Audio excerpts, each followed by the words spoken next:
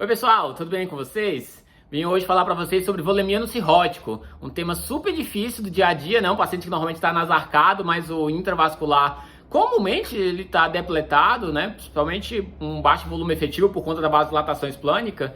Então é um paciente sempre muito difícil para avaliar, será que cabe mais volume, será que eu tenho que fazer mais volume ou não, né? A albumina que a gente faz é no sentido de expansão volêmica, por mais que tenha efeitos pleiotrópicos que também possam melhorar a função renal do paciente, diferente só da função renal por pré-renal, por desidratação, mas fundamentalmente é para a expansão volêmica, para melhorar a desidratação. Então é um tema super difícil e vem sendo redescoberto nos últimos anos com estudos mostrando o benefício do ultrassom no cirrótico. Então eu estava lendo uma revisão do Ronco, né, uma super autoridade da nefrologia, e aí resolvi compartilhar com vocês. Qual é a ideia?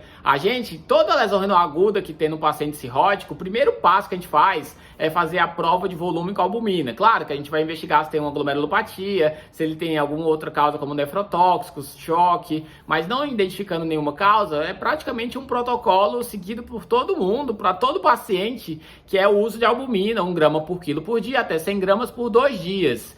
E eu sempre sempre é muito forte, né? Assim, mas recentemente, depois que você vai adquirindo uma certa maturidade, digamos assim, profissional, eu fui sempre me questionando sobre esses protocolos que a gente faz para todo mundo, né? Quando a gente está indo para um rumo de medicina de precisão, individualizada, a gente seguir como uma receita de bolo para todo mundo, principalmente o paciente cirrótico, que é tão complexo, sempre me incomodou. Então, a ideia é que o ultrassom vai ser uma forma de guiar para realmente ver quem é que está precisando de volume, quem está precisando de uma furosemida, quem está precisando de uma paracentese de alívio. Isso no caso, obviamente, do cirrótico descompensado, do cirrótico com uma lesão renal aguda. Quando normalmente a gente tira diurético, não faz paracentese, pede para não fazer paracentese, porque acredita-se que para todos os cirróticos sejam motivos de descompensação da função renal. Quando talvez não seja verdade para todo mundo. Então, o que esse artigo traz de novidade, né? Ele fala para a gente avaliar o cirrótico com 3 objetivos diferentes. Então, o primeiro objetivo, eu gostei dos nomezinhos, é Pump, Pipes e Leaks, né? Para quem gosta de encanamento, vai entender. Pumps é bomba. Então, observar sempre a bomba, a função cardíaca do paciente cirrótico que está com pior da função renal, para ver se ele é um paciente que já tem disfunção sistólica, principalmente pacientes graves podem ter, que seria um paciente que toleraria menos volume, inclusive albumina, e também para até avaliar se isso não seria um mecanismo de lesão para o paciente, né, de lesão renal. Então, sempre avaliar função sistólica de forma geral, para avaliar se o paciente é realmente um paciente que vai tolerar melhor volume, ou se é um paciente que ele talvez tenha uma síndrome hepatocardial como causa da descompensação e no futuro talvez até da inotrópico, ou mesmo no presente, né, se o paciente estiver mal perfundido, já dá inotrópico.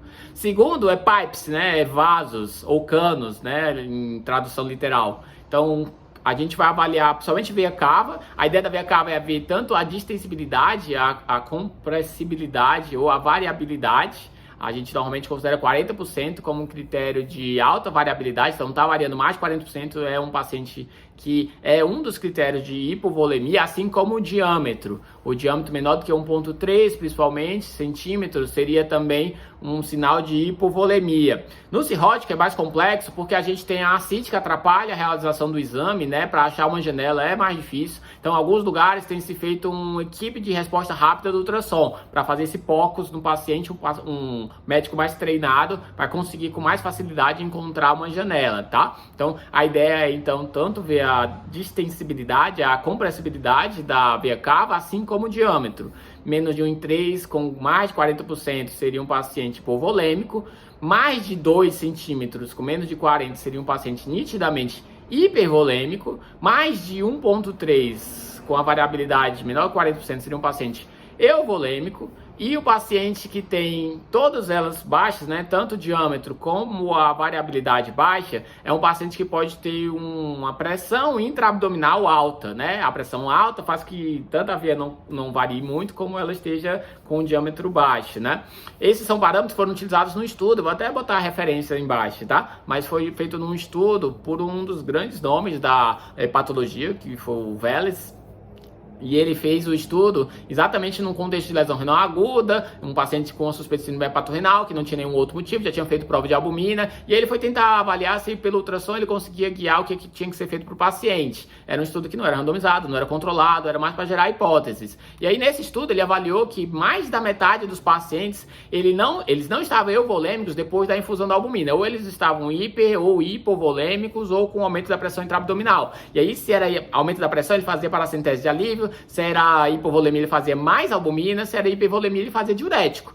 E, em média, de 30% a 50% dos pacientes que tiveram essas condutas guiadas por ultrassom, eles tiveram melhora da função renal depois do procedimento realizado, seja lá qual for, dependendo do que ele avaliou pelo ultrassom. Então, é algo que eu achei super interessante, que valia a pena mostrar para vocês, que a gente não vai mais poder tratar todo mundo de forma igual no futuro, provavelmente, mesmo sendo todos cirróticos, mesmo eles preenchendo critérios de hepatorrenal.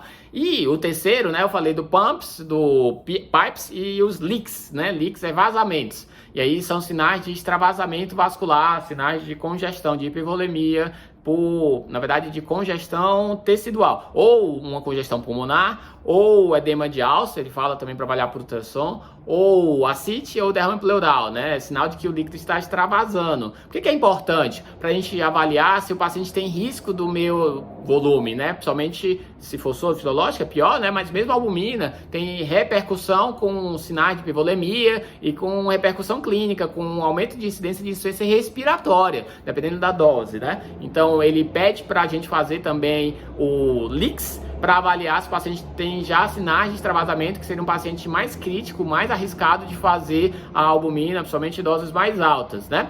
De onde vem essa ideia? Tem um artigo randomizado que saiu no New England nesse ano, que é o ATIR.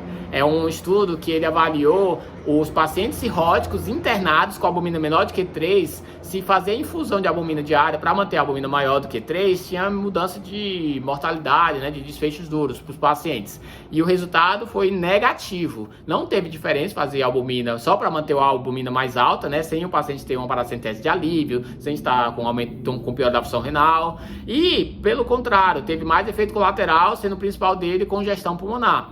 E tem um CONFIRM, que é também um outro estudo randomizado, que pegou também pacientes com provável síndrome hepatorenal, e ele randomizou um braço teripressina com albumina, outro braço só com albumina. O braço que usou teripressina, eles tiveram mais insuficiência respiratória, inclusive com mais morte por insuficiência respiratória de forma significativa, quando comparado com um braço sem teripressina.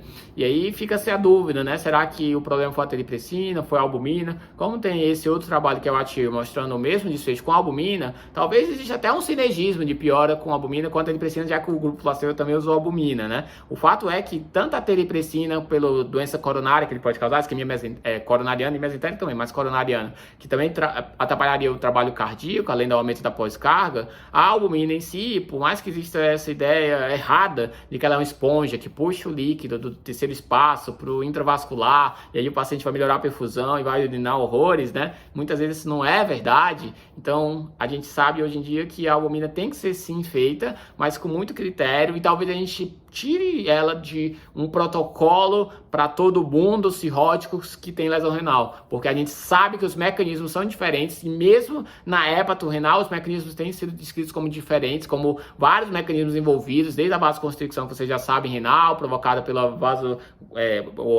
o estímulo do sistema renina-angiotensina-aldosterona, pela vasodilatação esplânica, tanto esse mecanismo clássico, como também por insuficiência adrenal, por uma síndrome hepatocardio-renal e por um aumento da pressão intraabdominal, além de nefropatia colestática, né? Tem várias outras coisas envolvidas nesse paciente cirrótico grave, tá? Então, mas para vocês terem uma ideia que sim, está sendo cada vez mais estudado e está saindo cada vez mais artigos sobre ultrassom, também no cirrótico, mesmo sendo um paciente que tecnicamente é difícil de fazer, mas que talvez seja o cenário onde tem mais benefício, pensando no malefício que a minha albumina ou meu volume pode fazer para um paciente tão limítrofe como é o cirrótico habitualmente, tá bom? Espero que vocês tenham curtido essa rapidinha, não tão rápida, e é isso.